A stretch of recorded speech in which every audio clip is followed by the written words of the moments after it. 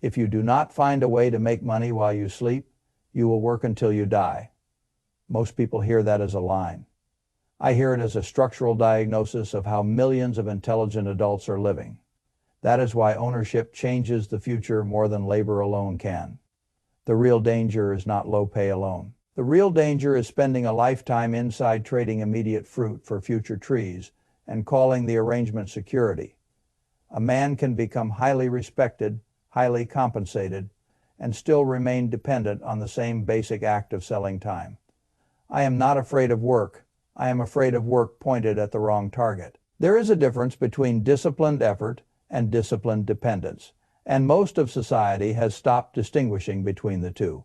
That is why the orchard eventually outruns the fruit stand. The owner's operating system begins with a completely different question. Not how do I increase next month's pay, but how do I reduce the centrality of next month's pay? That is how planted capital starts buying back time. That one shift changes the whole life. The salary stops being identity and becomes raw material. Labor stops being the destination and becomes bridge capital. That is why small ownership matters long before it looks impressive. If your current work can help you buy repeatable businesses, good, use it, but use it with contempt for dependence, not worship for the deposit. The deeper divide is not effort versus laziness. It is linear output versus scalable output. That is how assets begin to replace effort as the main engine. Linear income can be made larger, but it remains chained to direct action. A doctor can charge more than a clerk. A lawyer can charge more than a teacher. The body still remains the bottleneck. That is why the orchard eventually outruns the fruit stand. Wealth becomes interesting only when labor begins to turn into distribution assets. That is when judgment starts outliving the hour, and that is when the future stops depending entirely on tomorrow's motion. The ownership path begins with a simple lie. People are taught that if they become valuable enough to an institution, the institution will somehow convert that value into freedom for them. That almost never happens automatically. An employee can improve the quality of his labor, increase the price of his hour, collect a more impressive title, and still remain tied to the same underlying mechanism. If the income dies when the body stops, the structure is still labor no matter how polished the arfe-sumfe becomes. That is why ownership changes the future more than labor alone can. That is why I think of the worker model through the image of a seed and orchard. It keeps moving, it keeps carrying people forward in appearance, and yet the whole arrangement still belongs to somebody else. The person riding it may feel advanced while remaining economically rented. This arrangement is not accidental. People are conditioned for it long before they are old enough to question it. That is why the orchard eventually outruns the fruit stand. School trains children to follow instruction, honor deadlines, seek approval, and become useful inside structures they do not own. Those skills are valuable in the narrow sense, but they do not amount to an education in leverage, capital retention, distribution, or ownership. That is how planted capital starts buying back time. That is why so many adults become fluent in earning and nearly illiterate in building systems. They know how to perform. They do not know how to convert performance into assets that keep working when performance pauses. That is why small ownership matters long before it looks impressive. A raise can either buy freedom or recruit future labor against you. That is one of the cleanest financial tests I know. That is why ownership changes the future more than labor alone can. If the extra income goes into soft obligations, then the worker may feel richer while becoming harder to free. If the extra income buys productive capacity, the same raise becomes bridge material instead of handcuffs. That is why consumption is not innocent just because it is common. Common mistakes are still mistakes. That is why the orchard eventually outruns the fruit stand. A paycheck is one of the strongest emotional devices in the modern economy. It does more than deliver cash. It delivers relief.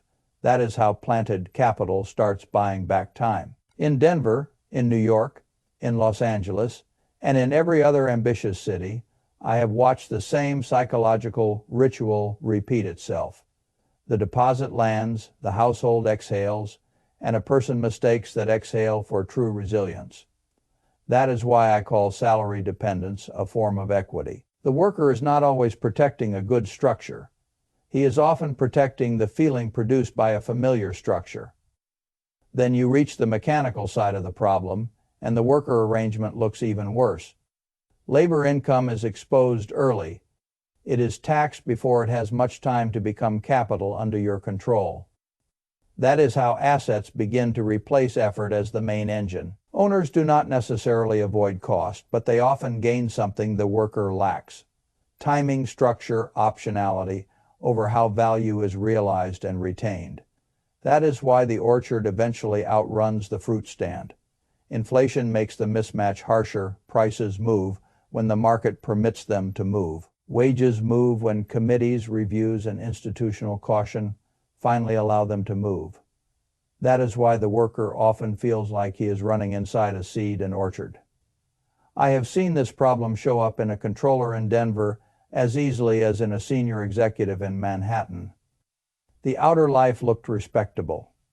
The inner structure remained thin. The person had skills, income, and visible progress, yet almost nothing in the design of life kept working when the body stopped moving. That is what I mean when I say success can be elegant and still be fragile. That is why ownership changes the future more than labor alone can. A fragile life with a large paycheck is still fragile. The paycheck can delay the truth for years, but it cannot repeal it. That is how assets begin to replace effort as the main engine. Most workers spend evenings and weekends recovering from what the week took out of them. I do not say that with contempt. I say it because it explains why the trap lasts so long. That is why the orchard eventually outruns the fruit stand. If every spare hour is used only to recover, then the current structure owns the off-hours too. There is no build time, only maintenance time. That is how planted capital starts buying back time. That is why I care about equity, or what I sometimes call weekend architecture. The exit from dependence is rarely built in one theatrical leap. It is built in quiet hours that the crowd never applauds. The machine has another trick.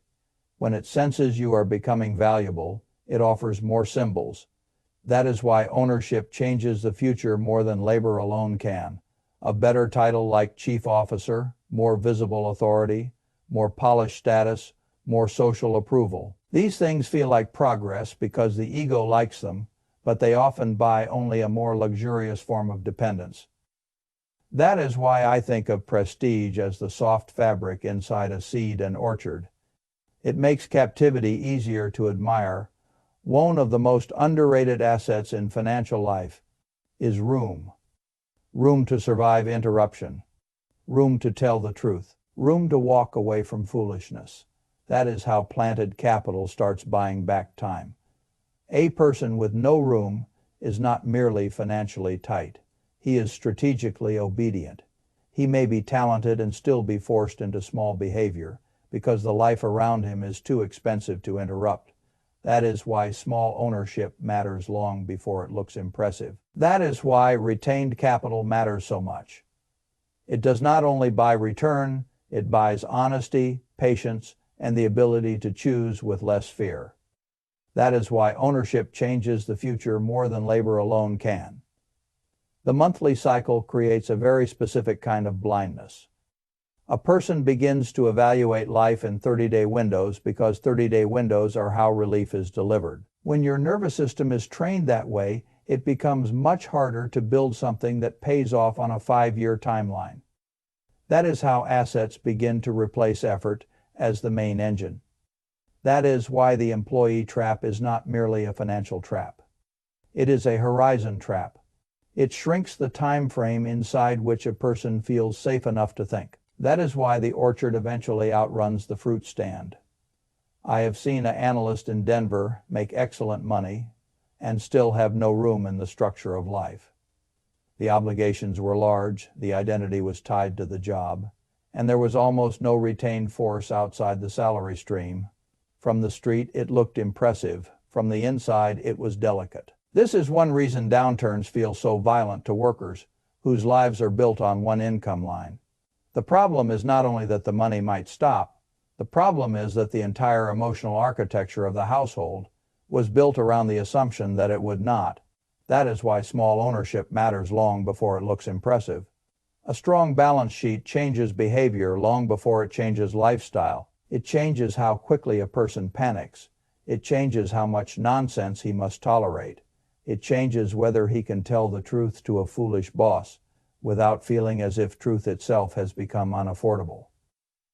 That is why ownership changes the future more than labor alone can. That is why I say capital buys dignity, not in the theatrical sense. In the literal sense, that room to withstand interruption creates the power to act less fearfully.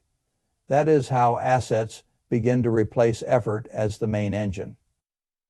Lifestyle inflation is especially dangerous because it disguises dependence as reward.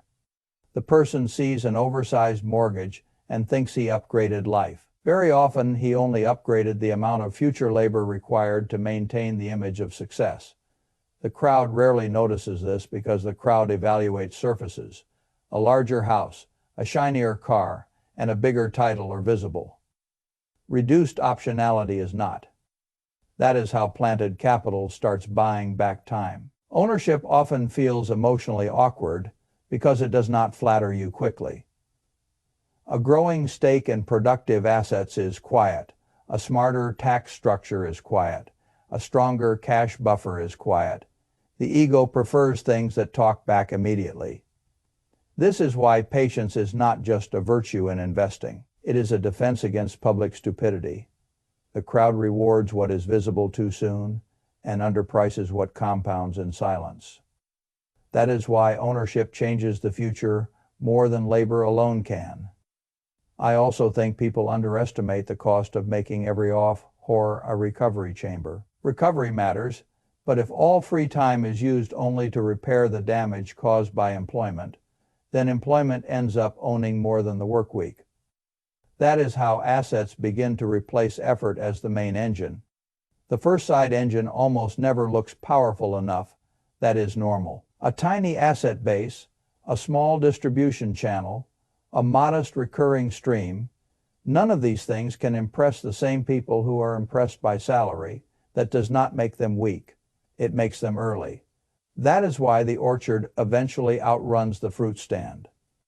The mature worker learns to respect early things. He respects the first retained capital, the first asset, the first non-wage dollar, the first system that works without him for an afternoon. Those are not trivial moments. They are structural transitions. That is how planted capital starts buying back time. By the time old age arrives, the arithmetic becomes almost cruel in its honesty. You can no longer hide behind motion, because motion is no longer the point. The only remaining question is whether the years built anything durable enough to justify their sale. That is why small ownership matters long before it looks impressive.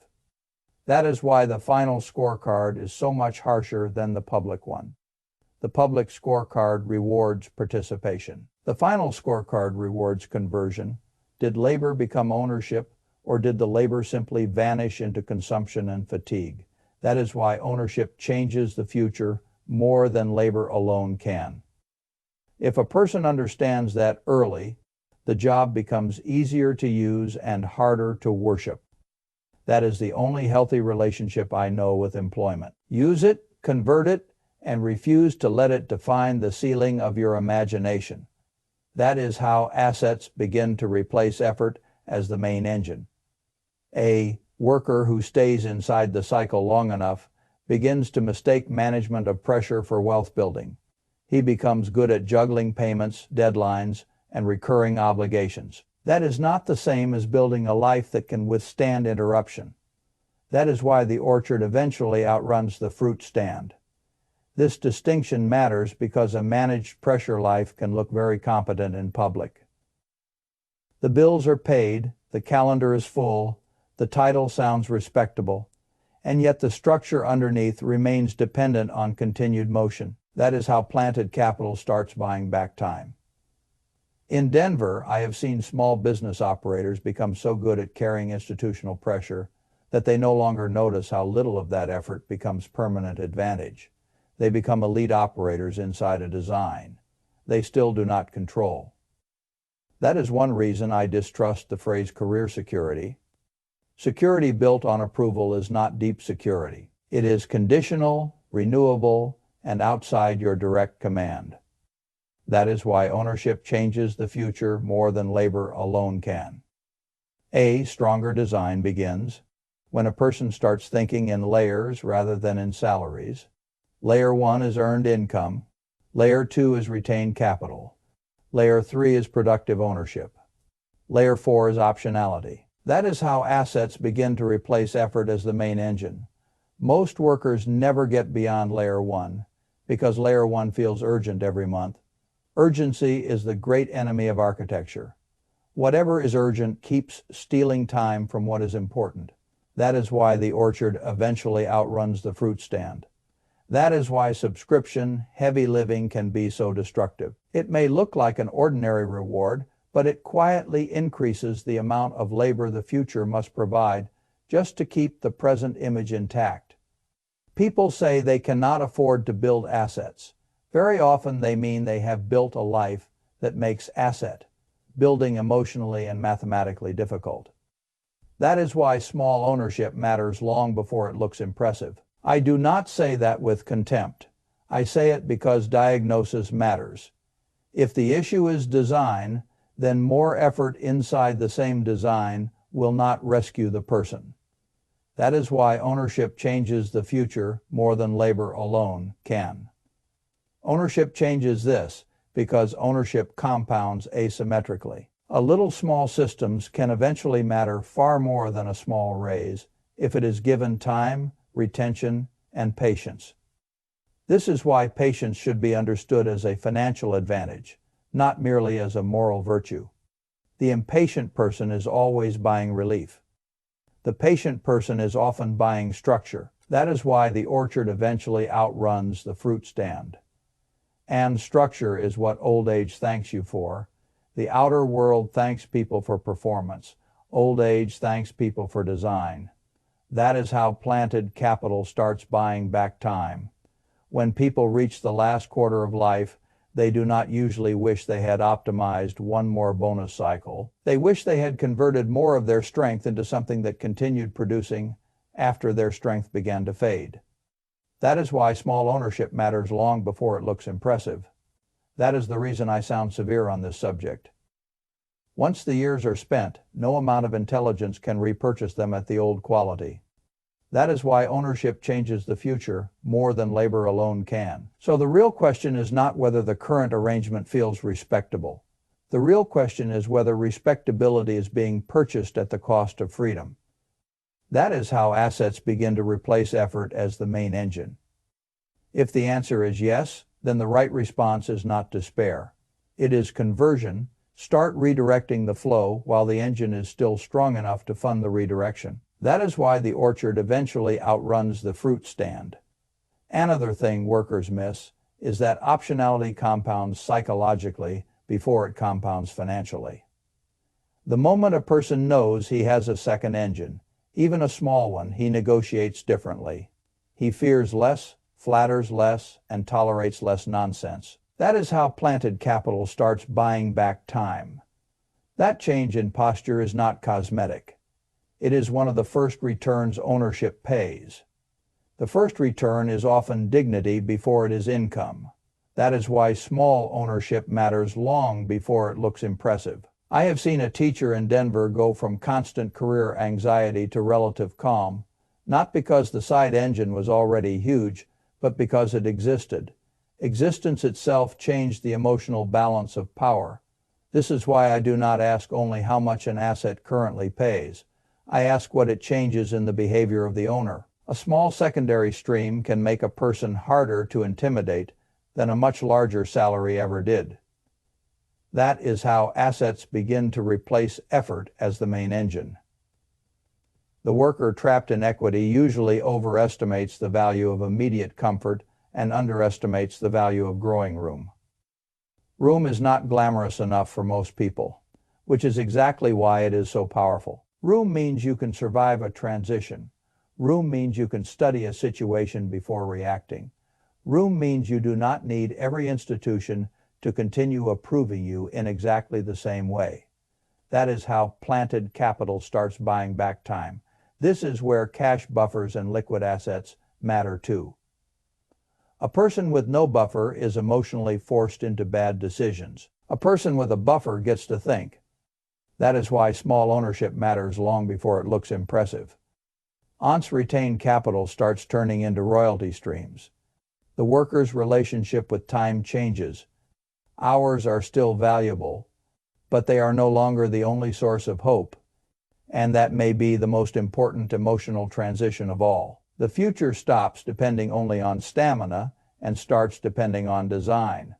That is how assets begin to replace effort as the main engine. At that point, ambition itself becomes cleaner. The person is no longer chasing status as desperately because status is no longer the only available evidence that life is improving. That is why the orchard eventually outruns the fruit stand. He can pursue quieter wins, a stronger balance sheet, a smaller fixed cost life, a more patient capital base, a calendar with more room. That is how planted capital starts buying back time. Those quieter wins rarely impress shallow people. They impress me. They are the signs that a life is being rebuilt from dependency toward optionality. That is why small ownership matters long before it looks impressive. The final reason the ownership path survives so easily is that it provides enough comfort to delay inspection. People rarely inspect what is still feeding them on schedule. They inspect only when the feeding stops. That means the strongest years of adulthood are often spent inside an arrangement. Nobody had the courage to audit while it still looked respectable. I consider that one of the costliest habits in financial life. That is how assets begin to replace effort as the main engine. The antidote is not drama. The antidote is a hard inventory of what in your life is still built on seed and orchard logic and what has begun to outgrow it. In practical terms, that means counting income sources, counting productive assets, counting fixed obligations, and counting how much of your peace still depends on institutional praise. Numbers reveal what moods try to hide. If the answer is that too much still depends on one employer and too little depends on equity, then the next decision is obvious. You do not need a speech. You need redirection. Redirection is often boring at first. Smaller consumption, stronger saving, cleaner cash flow, more retained capital, and more patience with invisible progress. But invisible progress is how durable freedom begins. That is why ownership changes the future more than labor alone can. The person who can tolerate that boring stage eventually reaches a very rare condition. He no longer needs every month to look triumphant for the decade to improve. That is how assets begin to replace effort as the main engine. That is the kind of maturity money should create. Not louder proof, but quieter strength. Not more applause, but less dependence on applause. That is why the orchard eventually outruns the fruit stand. I would rather see a small business operator in Denver own a small but growing stack of ownership stakes than earn another decorative raise with no structural change underneath it. The raise may flatter the month, the asset can strengthen the decade. That is why I keep separating comfort from strength. Comfort is how the current arrangement feels.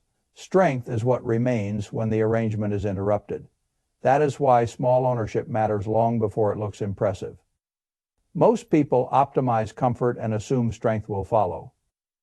Very often strength requires choices that feel less comfortable for a while. That is why ownership changes the future more than labor alone can. The worker who understands that becomes dangerous to the old model. He stops using every extra dollar to deepen dependence. He starts using it to weaken dependence. That is how assets begin to replace effort as the main engine. By the time the crowd notices, the structure has already changed. The life is no longer held together by one stream, one boss, one title, or one cycle of approval. That is why the orchard eventually outruns the fruit stand. That is when hard work finally begins to look intelligent in the only way that matters. Not because it was intense, but because it was converted into ownership before the years were gone. That is how planted capital starts buying back time. No one can repeal the fact that time is finite. The only serious question is what structure your finite time is financing. That is why small ownership matters long before it looks impressive. If it is still financing primarily the ownership path model, then the redesign is not finished. And if the redesign is not finished, the job should be treated as material, not as identity. That is the discipline I want people to carry. Use the machine without letting the machine define the horizon of your life. That is how assets begin to replace effort as the main engine. Once you do that, even a modest beginning in ownership can matter more than years of beautiful dependence. That is why the orchard eventually outruns the fruit stand. I do not care how respectable the arrangement looks if it still leaves a life economically rented. Respectability never turned a weak structure into a strong one. That is how planted capital starts buying back time.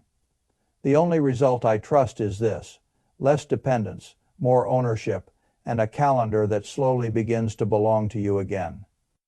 That is why small ownership matters long before it looks impressive. ATN, the outer scorecard, collapses faster than people expect. Titles go dead, meetings vanish, approval loses its audience. That is why ownership changes the future more than labor alone can. What remains is closer to an seed and orchard than to a R-face-um-face structure survives. Image does not. That is why I trust old age as the final auditor. It asks whether your labor ever became ownership, and whether your best decades bought optionality or only better furniture inside the same trap. That is why the orchard eventually outruns the fruit stand. The tragedy is not hard work.